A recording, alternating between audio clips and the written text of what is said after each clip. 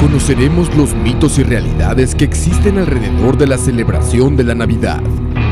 ¿Cuáles son sus orígenes? ¿Qué significan las costumbres y festejos y por qué las hacemos de esa manera hoy en día? Costumbres milenarias y modernas se conjuntan para hacer una fiesta espiritual, pero también llena de paganismo y misticismo, así como mercadotecnia. La celebración de la Navidad. Bienvenidos esta noche a Universos Desconocidos.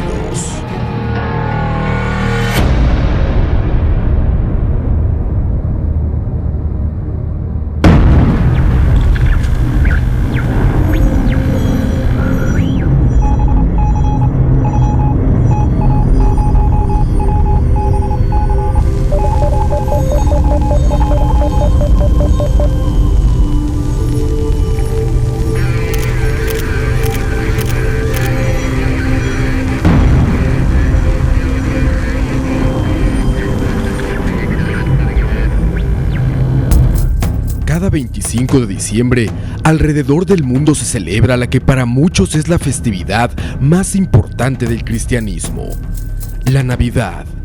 Lo que para los cristianos representa y conmemora el nacimiento de Jesús, el Hijo de Dios, para otras culturas representa una alabanza al sol y a la naturaleza, la celebración de la llegada de una época del año, o incluso solamente la mercadotecnia moderna que representa un gran momento para vender artículos y hacer dinero. El árbol, el portal, la estrella de Belén son solo algunos de los símbolos que utilizamos actualmente y que se remontan a miles de años antes de Cristo. En la investigación de estos y muchos otros se ha descubierto grandes enigmas de la humanidad, tales como reliquias sagradas, que a pesar de haber sido analizadas científicamente, siguen sin arrojar resultados lógicos para la ciencia, haciéndonos pensar que posiblemente tengamos en nuestras manos las verdaderas reliquias de alguien tan relevante en la historia de la humanidad como el mismo Jesús de Nazaret. Las teorías son muchas, las preguntas aún más. ¿Cuáles son los mitos y realidades acerca del festejo de la Navidad?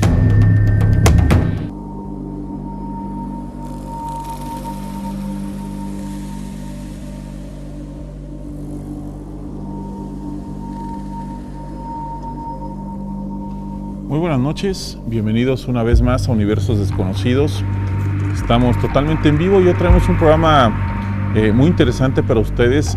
Traemos el tema de la Navidad, cómo se originó los festejos. De hecho, estos festejos en estas fechas son desde que el humano empieza a andar, digamos, en manadas, empieza a descubrir la agricultura y empieza a darse cuenta que esta agricultura se determina por fechas, por etapas, por movimientos del sol y el clima, y es como empieza a tener festejos al sol, empieza a tener festejos a ciertas estrellas, a ciertas etapas de su vida, y les empieza a asignar nombres, a asignar algunas deidades a ciertas etapas. Para comenzar este programa, antes que nada, invitarlos a que se unan a nuestro Facebook, Universos Desconocidos TV. Ahí nos pueden dejar sus comentarios, sus fotos, sus videos, sus dudas, y con gusto ahí estamos en contacto nosotros con ustedes. Quiero presentar a nuestro invitado de la noche de hoy, nuestro buen amigo Randall Trejos Alvarado, máster de la Escuela de Teología de la UNED. Buenas noches, Randall. Buenas noches, Luis. El tema de la Navidad, Randall, todo el mundo conocemos la Navidad tradicional moderna que conocemos, de Santa Claus, de los duendes, de Rodolfo el Reno, de la fecha que nació Cristo, pero fue algo que se fue formando, no fue algo que desde un inicio nació así, ¿no? Sí, la Navidad es una construcción social, algo difícil de entender si lo vemos desde el lado científico, porque es una construcción. Lo primero es que las primeras comunidades cristianas encuentran en Jesús al Cristo, y relevante que es la vida de Jesús, su nacimiento o su muerte. Para la Iglesia Católica, relevante es la resurrección de Jesús. Claro. No aún así su nacimiento. Después de muchos años, 350 años con Constantino y la conversión de Constantino por su madre, empieza a tomar, o unos años antes, unos 50 o 100 años antes, empieza a tomar mucha importancia cuándo Jesús nació, porque no tenemos una fecha. La Biblia no nos dice exactamente en qué fecha nació Jesús, como que no era muy importante para ellos al principio de las primeras comunidades cristianas. Y los registros están, digamos, perdidos más o menos en la historia, ¿no? De fechas o comentarios relacionados. O sea, se tiene más o menos algunas fechas estimadas, ¿no? Sí, realmente la iglesia en ese momento no tenía la ciencia que tenemos ahora, no tenían los escritos de Qumran y no tenían, ¿verdad?, instrumentos teológicos y hasta antropológicos para encontrar algunos sesgos que nos dieran y nos avistaran a lo que tenemos hoy. Hoy podríamos decir que Jesús no nació el 25 de diciembre. Eso lo sabe la iglesia. ¿Por qué? Porque la misma iglesia fue la que hizo que en el solsticio de invierno, que empieza el 21 de diciembre, algo así, y se celebre ese día porque Jesús es la luz del mundo. Claro, es un gran símbolo y es muy sencillo de entender. Si Jesús es la luz del mundo, celebremos el día del sol, el día que le celebramos. Claro, es una fiesta pagana y como lo hablábamos y lo conversábamos antes, es una cuestión cultural. Si yo conquisto un pueblo y yo choco con ellos, ellos van a chocar conmigo. Es adaptar, una forma y es un poco de la conquista. Vamos a ver el primer video que tenemos hoy en la noche, que es justamente de esto, lo que acabas de mencionar del solsticio, para empezar a entenderlo y seguimos con la plática. Vamos a verlo. El solsticio de invierno es un fenómeno solar que ocurre entre el 21 y 23 de diciembre en el hemisferio norte. Es el momento en el que el Sol está más lejos en el año con relación al ecuador celeste. En el hemisferio norte significa la entrada del invierno y de las temperaturas más bajas del año, ya que el día es más corto que la noche. El Sol alcanza su punto más bajo en el horizonte el 21 de diciembre. Permanece 3 días así, hasta que el tercer día se eleva 1 grado por encima del horizonte, haciendo el día más largo. Este día es el 25 de diciembre. Es por esto que diversas culturas en distintas épocas han tenido marcado ese día como una fecha importante en sus creencias. En esta época, debido a la temperatura helada, se detiene en la agricultura y los animales eran sacrificados ya que no podrían alimentarlos y sobrevivir el invierno. La cerveza y el vino estaban ya fermentadas, por ello descansaban del trabajo anual haciendo celebraciones con distintos motivos, esperando el regreso del buen clima con la primavera. Esta época fue la base por la que después el cristianismo, al unificar una sola fiesta y celebración para todos, escogiera estos días para representar el nacimiento de Jesús, el Hijo de Dios. Y esto es lo que estamos comentando para regresar al tema, y no es que simplemente durante la época de Constantino, simplemente ellos hayan decidido, sean los únicos que hayan adaptado estas festividades, digamos, hacia lo que ellos creían o querían manifestar como la religión predominante en el Imperio Romano durante su reinado. Se puede decir que era más bien un poquito diferente con los en Roma, pero no solo la iglesia o digamos en ese momento Constantino lo hizo. Durante todo ese tiempo hasta llegar a esa fecha se venía haciendo lo mismo, adaptando, agarrando de aquí y de acá diferentes fiestas y etapas o encimando unas con otras, porque es más fácil adaptar que remover, ¿no? Cuando es algo tan grande. Hay algo con Constantino que es importante aclarar: virtud o error. El que el Imperio Romano se haya hecho cristiano gracias a que la mamá de Constantino se hizo cristiana y luego Constantino se convirtiera, eso tiene cosas buenas y tiene cosas malas. Lo malo de esto es que el imperio se cristianiza y entonces todo el mundo tiene que hacerse cristiano. ¿Por qué? Porque es como te ven con buenos ojos, porque si quieres estar en el, porque en el de estado. hecho había una cierta obligación, digamos, y sí había una presión muy fuerte sobre todo la mamá era la que era más devota, porque Constantino creo que se lo bautizan en el hecho de muerte, ¿no? Sí, sí. Entonces había una presión social muy fuerte para que, digamos, todos los que estuvieran bajo el Imperio Romano creyeran en la religión que había impuesto la madre de Constantino, ¿no? Sí, Constantino gana una guerra y lleva la cruz y promete que si gana, entonces como que empieza a ver el milagro bueno, en estas cuestiones de guerra, pero en Constantino ya empezó a celebrar la Navidad, lo que nosotros conocemos como Navidad en su principio, ¿verdad? Que es el nacimiento del Hijo de Dios, con un dato importante: ya reconocen a Jesús como Hijo de Dios por el concilio, y 2, fijan como una fecha importante el nacimiento de Jesús. Y esto va sucediendo justamente cuando crean también, digamos, la Biblia como la conocemos ahora. Empieza todo ese, digamos, ese camino hasta conocer la religión como la tenemos hoy. Y porque en ese momento, para irnos a ver el siguiente video que tenemos preparado, se festejaba, digamos, en ese tiempo, en la antigua Roma, fiestas paganas de tradiciones antiguas, se festejaba la Saturnalia, que era lo que conocemos en ese momento el festival que se hacía en los solsticios, y fue lo que sustituyeron. Vamos a ver este video de la Saturnalia que tenemos preparado para ustedes y seguimos a cómo dar estos datos para ir entendiendo cómo nace físicamente real en la historia la Navidad. Las Saturnales, del latín Saturnalia, era una importante festividad romana que se celebraba del 17 al 23 de diciembre en honor a Saturno, dios de la agricultura y la cosecha, y por tanto, del tiempo. Se celebraba el fin del periodo más oscuro del año y el nacimiento del nuevo periodo de luz, o nacimiento del Sol Invictus, el Sol Invencible. Esto el 25 de diciembre, coincidiendo con la entrada del Sol en el signo de Capricornio y por supuesto el solsticio de invierno. Por el clima, las tareas del campo se daban por terminadas. Era tiempo de dejar de trabajar para todos y matar a los animales de granja debido a que no podrían alimentarnos en el invierno. Por tanto, se hacía una gran festividad que incluía esclavos y trabajadores y no solo a sus amos. Era una fiesta democrática en la que todos tenían derecho a comer y beber, y como parte de la fiesta se intercambiaban regalos como velas de cera de abeja y pequeños muñecos de terracota. La fiesta pagana se desarrollaba en un ambiente de excesos. Vino y comida eran los protagonistas y la sexualidad se airaba sin discreción.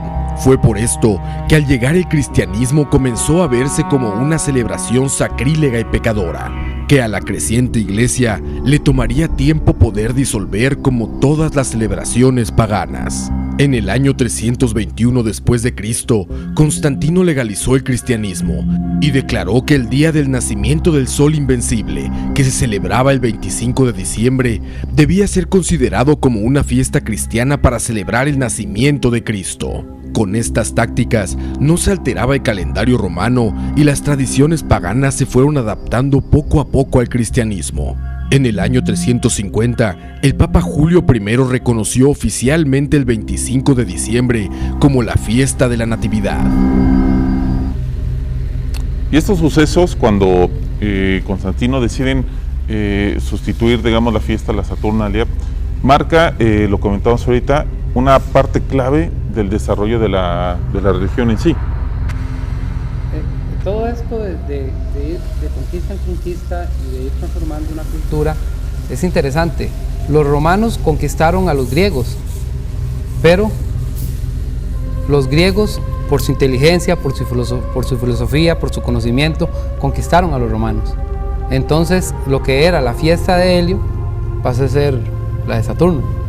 Y para no destruir toda una cultura a la hora de conquistarla, los romanos usaban una técnica muy importante: respetaban la religión del otro, cosa que no sea, yo te conquisto, pero puedes ir siendo cristiano, a Baal, ¿verdad? Exacto. Y sin importar el dios que tuviera, lo que importara es que le rindieras tributo y reconocieras a César como un dios, porque eran politeístas, ¿verdad?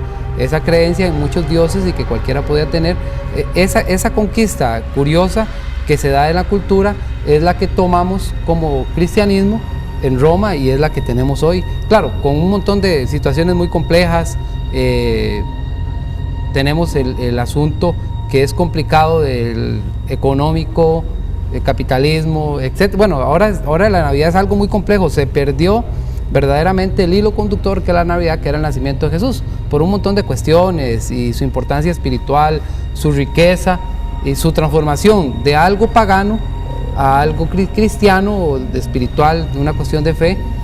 Y el hecho básico de que se tenía, que era básicamente lo que era recolectar todo lo que se había sembrado, digamos, antes del invierno muy fuerte que se vivía en Europa.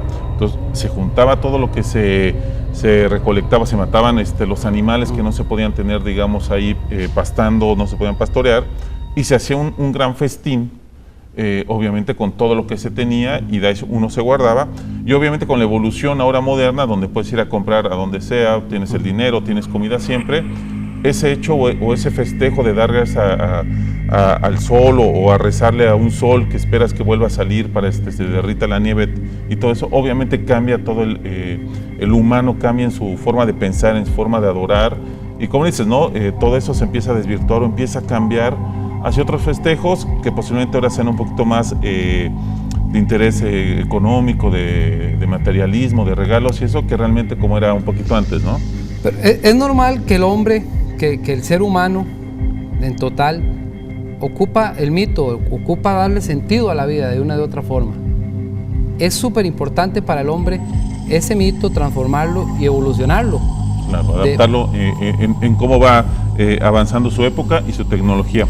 Vamos a ir un corte, vamos a rezar con más, todavía tenemos más temas sobre esto y los orígenes de la Navidad, algunos misterios en unas cápsulas ahí bastante interesantes que preparamos para ustedes. Vamos a un corte, regresamos.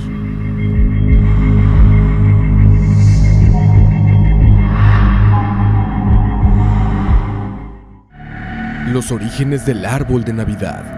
Cuando los primeros cristianos llegaron al norte de Europa, descubrieron que sus habitantes celebraban el nacimiento de Frey, dios del sol y la fertilidad, en la fecha próxima a la Navidad cristiana.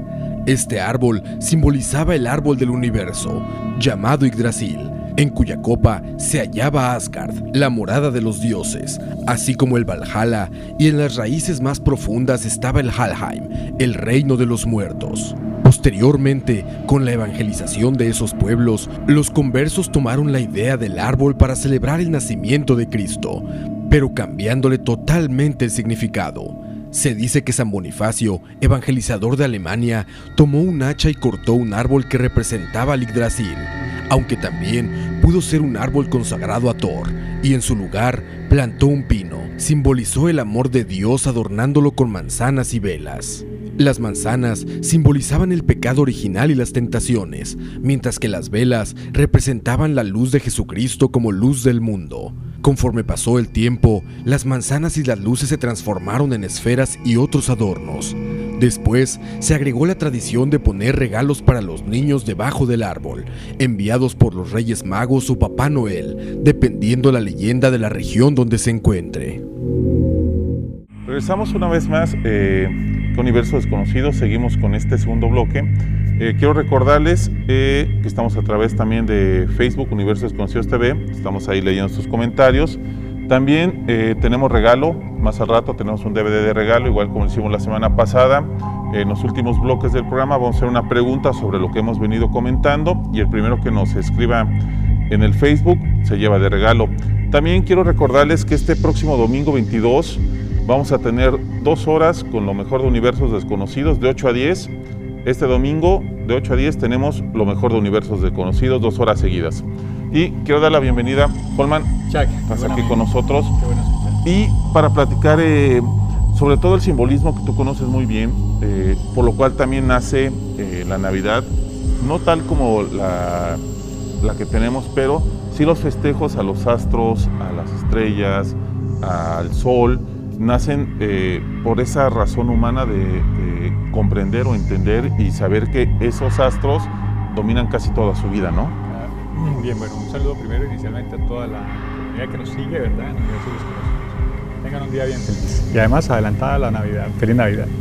Bien, Julio César había instaurado, ya estábamos hablando de los romanos, de aquella época, la fiesta pagana del Sol Invictus. O sea, él había considerado que el Sol le había dado ciertas propiedades y ciertas particularidades, y entonces por esa época, que era el 21 de diciembre, cercano a ello, que nosotros celebramos el espíritu de la Navidad, se había aparecido esa energía para Julio César. Entonces se volvió una fiesta romana. Recuerden que Julio César fue el ícono de esa sociedad romana, y se vuelve una fiesta romana que también se mezcla, como estaban hablando hace un rato, con la Saturnalia. Y es que el 21 de diciembre, recuerden que la Tierra gira en torno al Sol, y en ese giro, que es esa rotación y traslación en 365 días, tiene 4 posiciones especiales. Dos épocas en las que está el pin magnético norte-sur está rígido frente a la Tierra, erecto, digamos de esa manera, y luego otras 2 épocas donde se inclina, el 21 de junio, ¿verdad? Que se inclinan 23 grados en esa posición y luego se enderezan en septiembre y se vuelve a inclinar a la posición contraria el 21 de diciembre, que es ahora. Ahorita estamos inclinados, el eje magnético está a 23 grados de inclinación con respecto a la coordenada natural, a la recta natural, y luego vuelve a enderezarse para el mes de marzo. Esas fechas, equinoccios y solsticios, que también fueron celebradas por la danza indígena, donde hay una fogata en el centro y el chamán gira haciendo la rotación de la Tierra. Es la celebración básica del humano. Del humano, representar el movimiento cósmico a través de eso. Entonces, es una festividad que es el 21 de diciembre.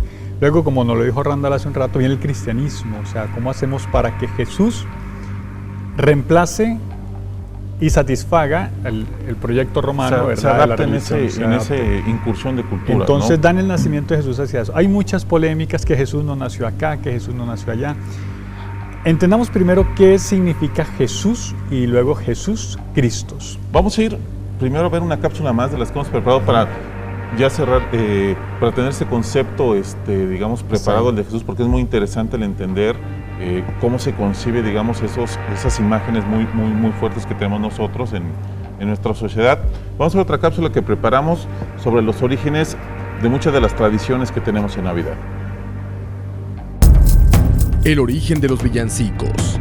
Los villancicos que se cantan durante las Navidades se derivaron de los primeros himnos navideños durante el siglo IV en Roma.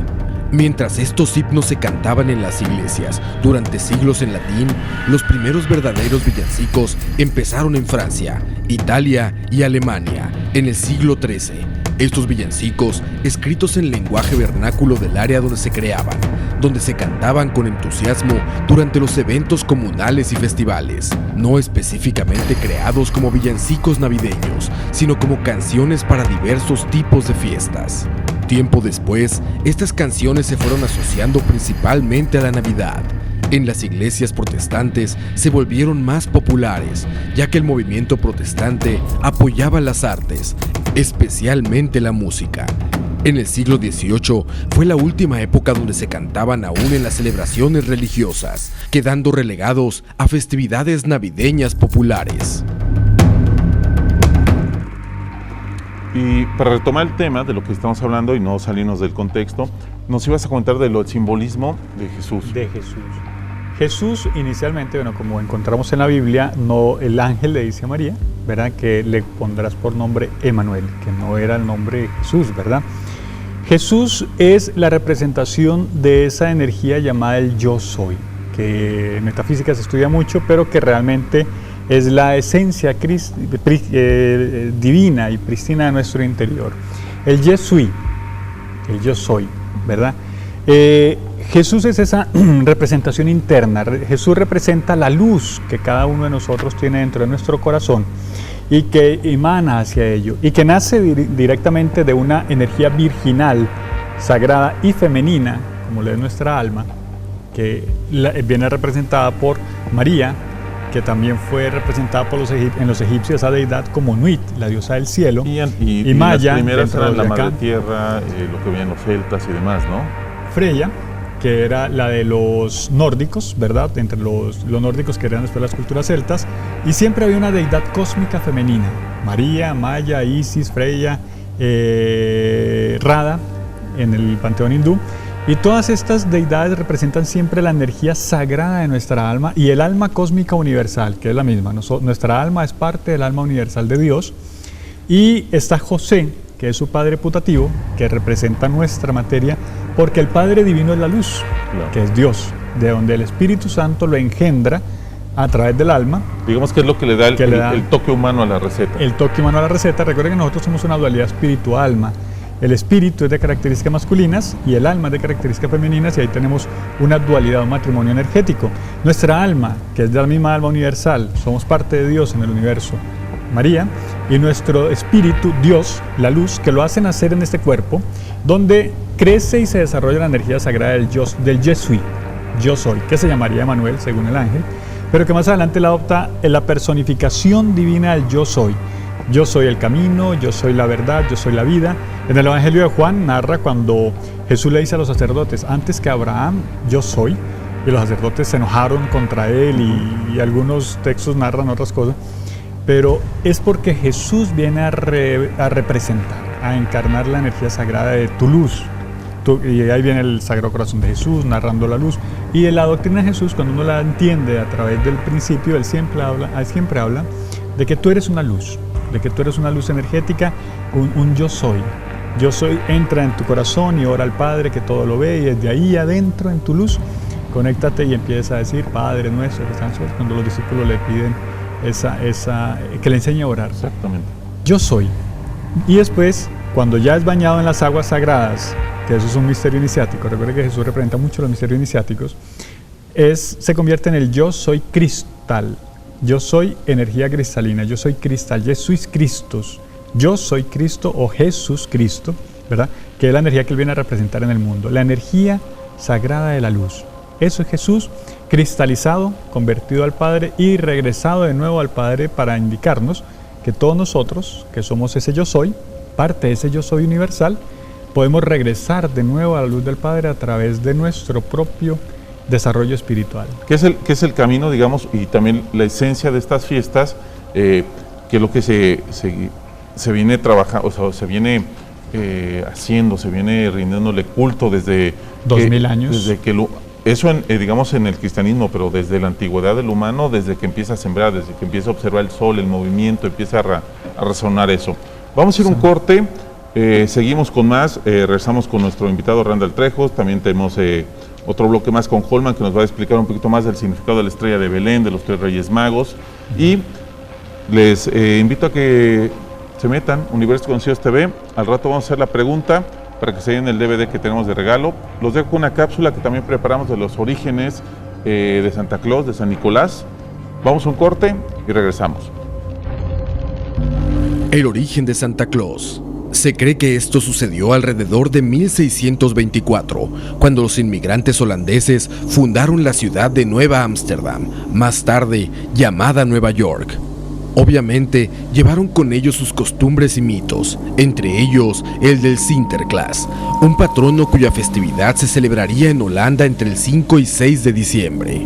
En 1809, el escritor Washington Irving escribió una sátira, Historia de Nueva York, en la que deformó al santo holandés Sinterklaas en la burda pronunciación angloparlante de Santa Claus. Más tarde, el poeta Clement Clarke Moore, en 1823, publicó un poema donde se dio cuerpo al actual mito de Santa Claus, basándose en el personaje de Irving. En ese poema, se hace mención de una versión de Santa Claus enano y delgado, como un duende, pero que regala juguetes a los niños en la víspera de Navidad, y que se transporta en un trineo tirado por 9 renos, incluyendo a Rodolfo. Posteriormente, hacia 1863, adquirió la actual fisionomía de gordo barbudo bonachón, con la que más se le conoce. A mediados del siglo XIX, el Santa Claus estadounidense pasó a Inglaterra y de ahí a Francia, donde se fundió con Bohon Noel, el origen de nuestro Papá Noel, quien tenía parecido físico con Santa Claus, pero se vestía de blanco con vivos dorados. Igualmente, a fines del siglo XIX, a partir de un anuncio estadounidense de la Loman Company, se crearía la tradición de que Papá Noel vendría del Polo Norte y se popularizarían completamente los renos navideños como medio de transporte de Santa Claus. Luego, a comienzos del siglo XX, en 1902, el libro infantil The Life and Adventures of Santa Claus de L. Frank Baum originaría la historia de cómo Claus se ganó la inmortalidad, al igual que su título de santo.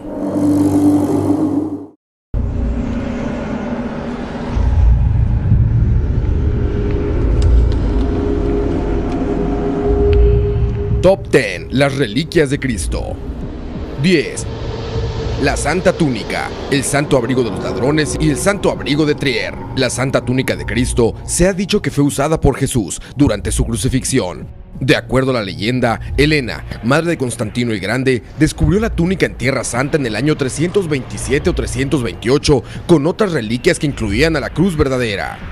9. La Santa Lanza. La Santa Lanza, también conocida como la Lanza del Destino o la Lanza de Longinus, es el nombre dado a la lanza que atravesó el costado de Jesús mientras colgaba de la cruz. La lanza es mencionada en el Evangelio de Juan. El Evangelio narra que los romanos planeaban romper las piernas de Jesús, un método usado llamado crurifragium, usado para acelerar la muerte durante la crucifixión. Pero antes de hacerlo, se dieron cuenta que Jesús ya estaba muerto, y un soldado romano, conocido popularmente como Longinus, atravesó su costado con la lanza, e inmediatamente cayó sangre y agua. Juan 19:34. 8. La corona de espinas. San Juan contaba que los soldados romanos se burlaban de Jesús y de su divinidad, colocándole una corona de espinas en su cabeza. La corona, que se encuentra en la Catedral de París, es un círculo de cáñamo sostenido por alambres de oro, y las espinas están sostenidas a este círculo que mide 21 centímetros. Estas fueron divididas durante los siglos por los emperadores bizantinos y los reyes de Francia. Existen 70 espinas, todas del mismo tipo, que se ha confirmado provienen de las espinas originales. 7. La cruz verdadera.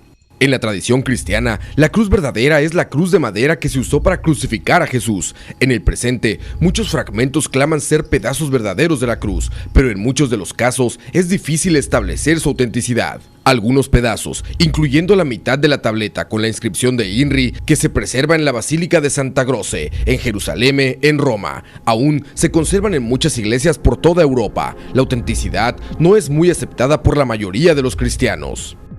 6.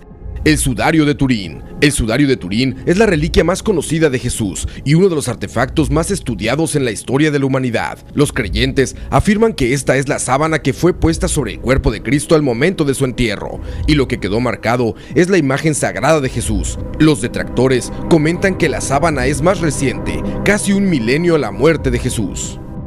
Top 10. Las reliquias de Cristo. Y aprovechando ahorita el top 10, que es muy interesante con las reliquias, y el tema que también la Navidad, porque obviamente es el festejo primordial del nacimiento de Cristo, hablamos un poquito sobre, hay muchas, digamos, contradicciones, ideas ahí de entre si nació en un lugar, si nació en otro lugar, qué día nació, si existió, si no existió, ahí investigando hemos leído un poco de que realmente no era no vestía el tan humilde, sino que vestía un poquito más acorde, digamos, a bien vestido, porque de hecho hay un pasaje, creo, donde se comenta que los soldados romanos se pelean por la túnica que llevaba él, ¿no?, a la hora de estarlo azotando. Entonces, más o menos, ustedes que conocen, tú que eres el experto, Randall, ¿qué realmente son, digamos, lo que tenemos sobre esto? Vamos por partes. Lo primero es resolver la primera pregunta. ¿Jesús nació el 25 de diciembre? Respuesta fácil, no. Eventualmente lo que importa es el símbolo, lo que hablábamos antes, ¿verdad? Un 6 de abril, junio, porque decían que Juan nació 6 meses después que Juan, es el dato que nos arroja la Biblia. Claro. Tenemos a veces más datos de Juan el Bautista que de Jesús. Junio, julio, septiembre es la última fecha que ponen sobre el nacimiento de Jesús. Independientemente de la fecha, lo importante es el símbolo. Lo rico del símbolo del nacimiento de ese hombre que vino a cambiar la historia de la humanidad. Hay tantas cosas que se dicen. Yo creo que la más cierta de todas es que sí existió. Porque de hecho, perdón que te interrumpa, Randall, hay más o menos unos estudios que a mí me parecieron interesantes de cómo nacen, digamos, las figuras de una religión o cómo podrían darse, y lo tenemos en la época moderna, ¿no? Por ejemplo, hemos visto en algunos lugares donde hay dictaduras, por ejemplo en Corea del Norte, donde todo ese tipo de religiones centradas hacia una persona, o algunas más modernas, un poquito ahí medio raras, medio locas en Japón, están basadas en una persona real, obviamente en poco tiempo. Pero si esto lo llevamos a todo el tiempo, los 2000 y tantos años, esa persona real, más allá de lo que ya había nacido como un profeta, como una persona iluminada, obviamente lo que se le anexa lo hacen aún más grande de lo que ya se venía dando, ¿no? Se tienen que anexar demasiadas cosas, pero siempre sobre el hecho de una persona o los hechos que sí existieron, ¿no? Yo creo que y antes también lo decía, hay una tendencia del ser humano en estar haciendo creencias, ¿verdad? En algo, en X o en Y cosa. Es importante, y usted también lo decía antes, el hombre, la mujer, se hace un mito, se guinda de él para darle sentido a su vida. Ese sentido, y lo Veamos la Biblia. Se han dicho muchas cosas de Jesús. De Jesús se presta para decir demasiadas cosas. Algunas especulaciones, otras un poco ciertas, pero no tan ciertas. Claro. ¿Verdad? Tenemos ciencias que nos ayudan. ¿Hacia dónde quería ir? Lo que vos decías antes de la ropa es muy interesante. Lo que el evangelista hace es tomar un texto del Antiguo Testamento y meterlo ahí. Eso es una analexis proléptica en teología, ¿verdad? Entonces es decir algo que un profeta había dicho. Jesús subido a un burro porque un profeta lo había dicho. Jesús colgado en un madero porque un profeta lo había dicho. La túnica repartida porque un profeta lo había dicho. Todo eso se da constantemente porque lo que quiere hacer el evangelista es ver que verdaderamente Jesús era ese que en el Antiguo Testamento, que para los judíos, Talmud, etcétera, para nosotros del Antiguo Testamento ya venía hablando de la figura de Jesús, para darle forma a la figura de Jesús y hacer que un pueblo crea en eso. También para que tengan cuadrito. Y justamente, hablando de eso, vamos a ver esta cápsula que preparamos sobre una de las reliquias más importantes, digamos, una de las pruebas más fuertes que tiene, que es el sudario de Turín, y una de las más investigadas reliquias de Cristo.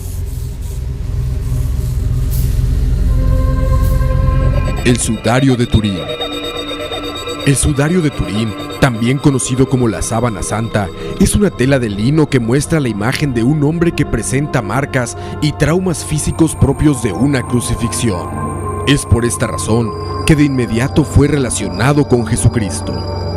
Algunos sostienen que el sudario es la tela que se colocó sobre el cuerpo de Jesucristo en el momento de su entierro, y que el rostro que aparece es del mismo Jesús. Los estudios y análisis que se han efectuado con carbono 14 calculan que el lienzo fue creado en el medievo, entre los años 1260 y 1390, lo que coincide con su primera exhibición pública en 1357. El detalle, la profundidad de la sangre sobre el lienzo y el tamaño son tan perfectos que no se ha podido descartar la posibilidad de que se trate de un acto divino. Los más recientes estudios del sudario revelaron la presencia de restos de sulfato de plata, por lo que nació la posible teoría de que en realidad se trate de la primera fotografía de la historia, y que su creador y modelo sea el mismo Leonardo da Vinci. Esta teoría tomó fuerza después de comparar el parecido del autorretrato de Leonardo con la imagen en el sudario. Hasta el día de hoy, no ha sido posible dar una conclusión de cómo fue creado, lo que deja la posibilidad de que en realidad se trate de una auténtica reliquia de Jesucristo.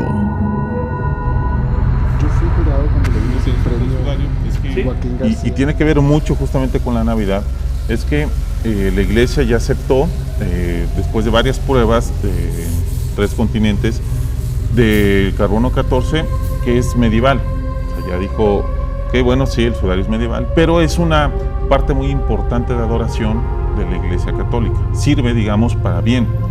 Y si podemos usar esa idea o la festividad de la Navidad es lo mismo, ¿no? No nació Cristo en esa fecha, pero esa adoración o esos festejos que eran no el consumismo, digamos, el festejo tradicional, el que nacía, sirve para bien, ¿no? O sea, lo podemos ahí unir, que acomoda ciertas cosas simplemente para hacer crecer las cosas, ¿no? Todas estas reliquias lo que vienen a hacer es a fortalecer la fe.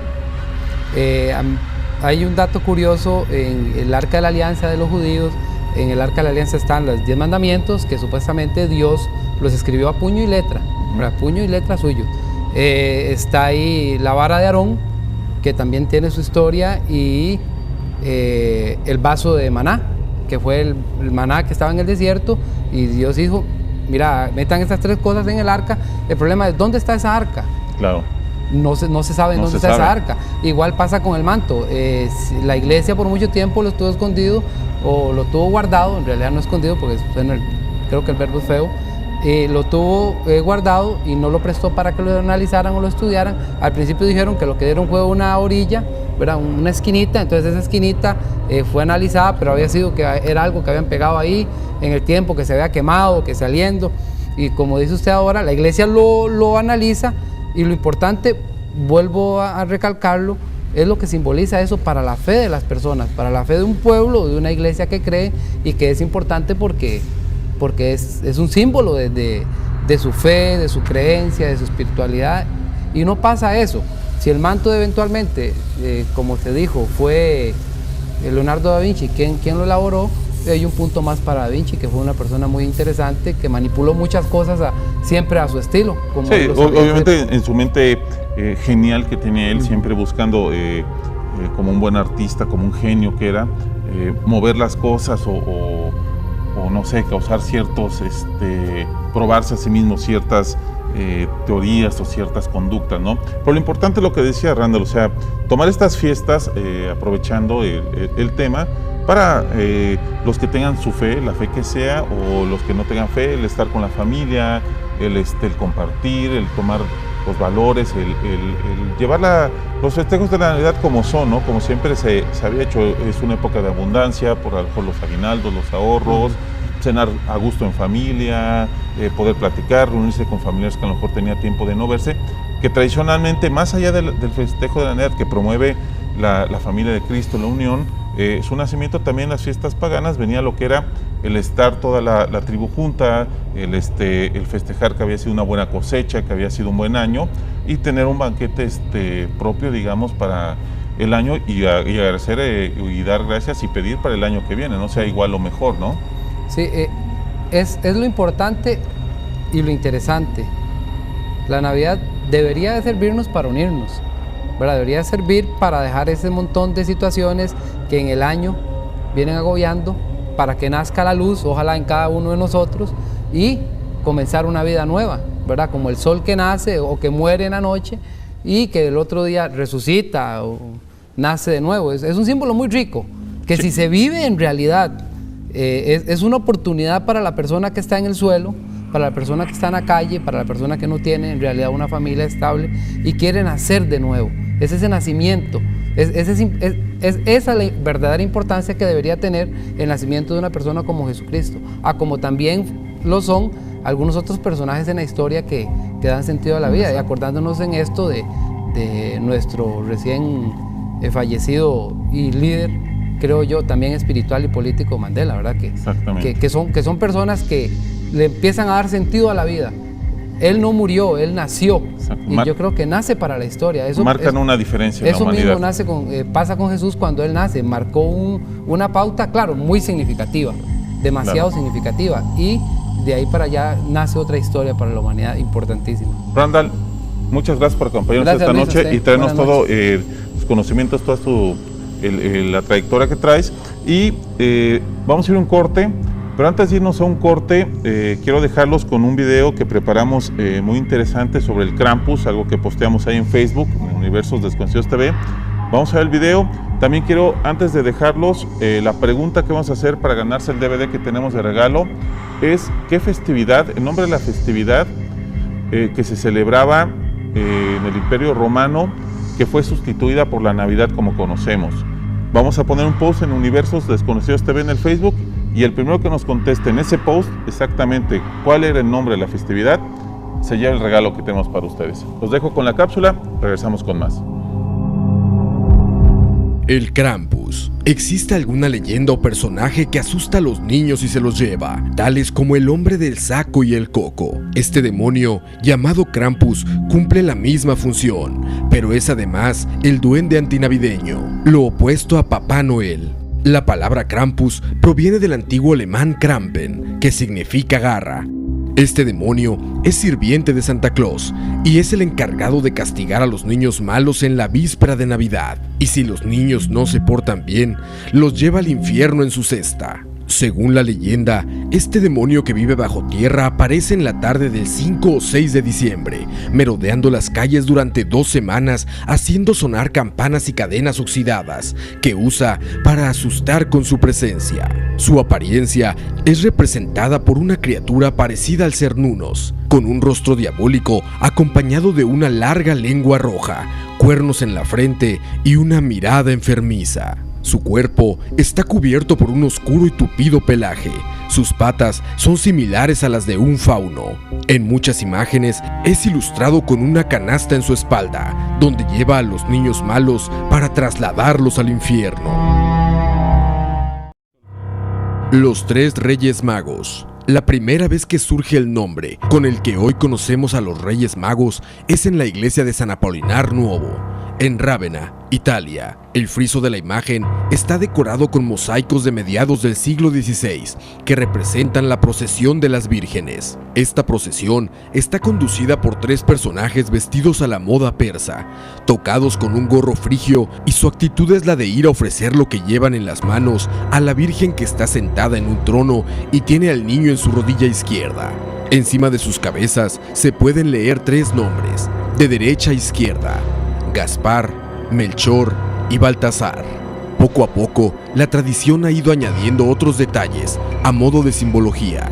También representantes de las 3 edades del hombre y representantes de los 3 continentes hasta ese momento conocidos: Asia, África y Europa.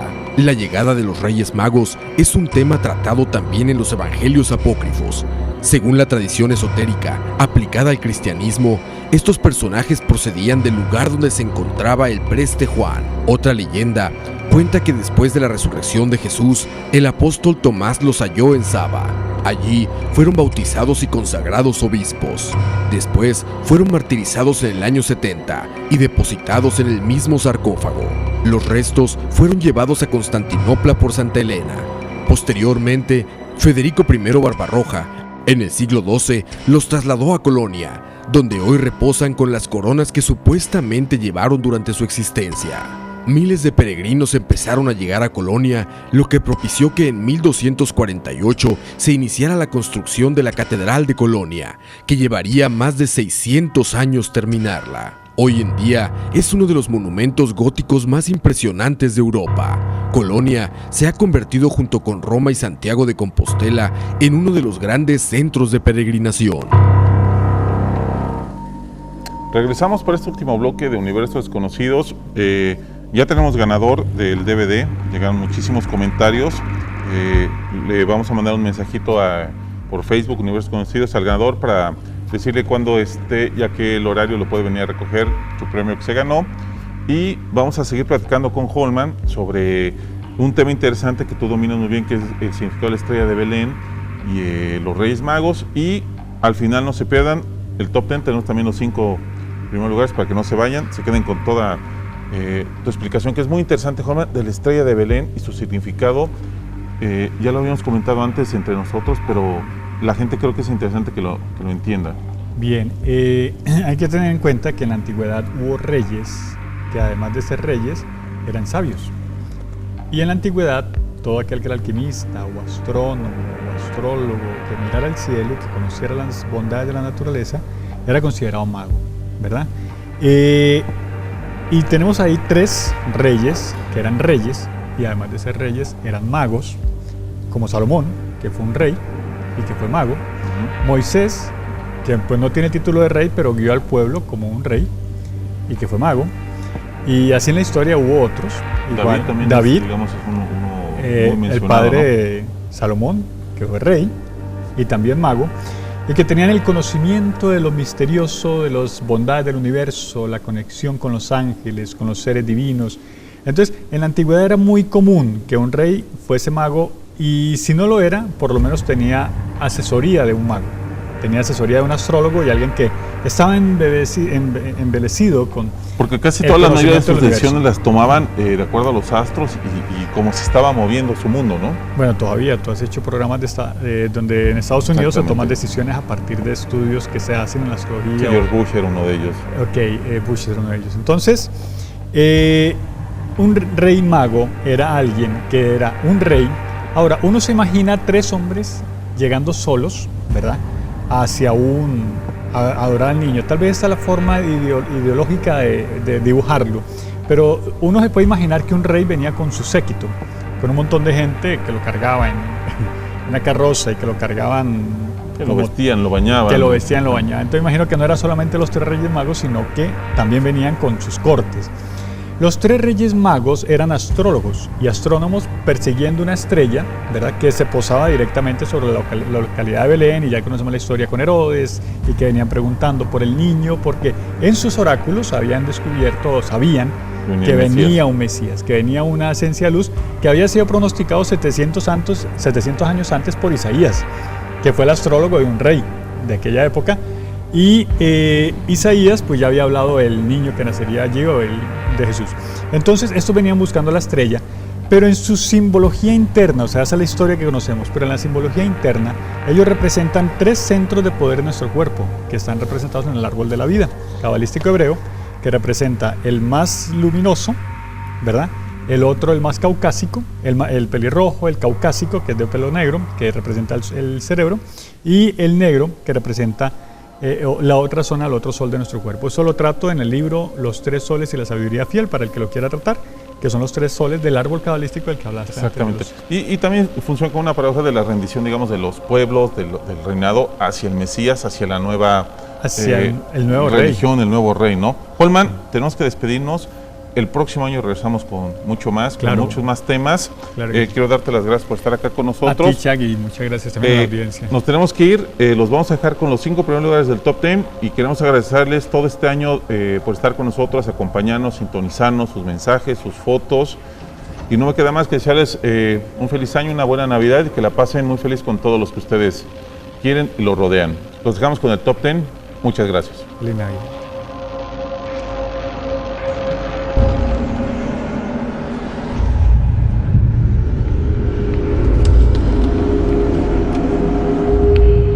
Top 10. Las reliquias de Cristo. 5. La corona de hierro de Lombardia. La corona de hierro es un relicario y uno de los más antiguos símbolos de la realeza de Europa. La corona se volvió un símbolo del reino de los lombardos y después de la Italia medieval. Hoy en día se encuentra en la Catedral de Monza. La corona está hecha de una delgada banda de acero que, según la tradición, es uno de los clavos usados durante la crucifixión de Cristo. La parte exterior tiene 6 segmentos de oro unidos y decorado con 22 piedras preciosas en forma de flores y cruces. 4. El velo de Verónica. El velo de Verónica, que de acuerdo a la leyenda fue usado para limpiar el sudor de Jesús mientras cargaba la cruz, muchas imágenes claman ser el velo de Verónica. Muy pocas inspecciones e investigaciones se han realizado en tiempos modernos. La más detallada se llevó a cabo en el siglo XX, en 1907, cuando el historiador de arte jesuita Joseph Wilpert, a quien se le permitió remover los 2 pedazos de vidrio que protegen la imagen. 3. Scala Sancta. La Scala Sancta, o la escalera santa, de acuerdo a la tradición cristiana, son los escalones que llevaron al praetorium de Poncio Pilatus en Jerusalén, donde Jesús se paró camino a su juicio. Las escaleras fueron supuestamente llevadas a Roma por Santa Elena en el siglo IV. 28 escalones de mármol, enmarcados por cajones de maderas, ubicados en las basílicas de San Juan de Letrán. La escalera lleva el Sancta Sanctorum, la capilla personal de los primeros papas en el Palacio de Letrán, o la capilla de San Lorenzo. 2. El Mandilion.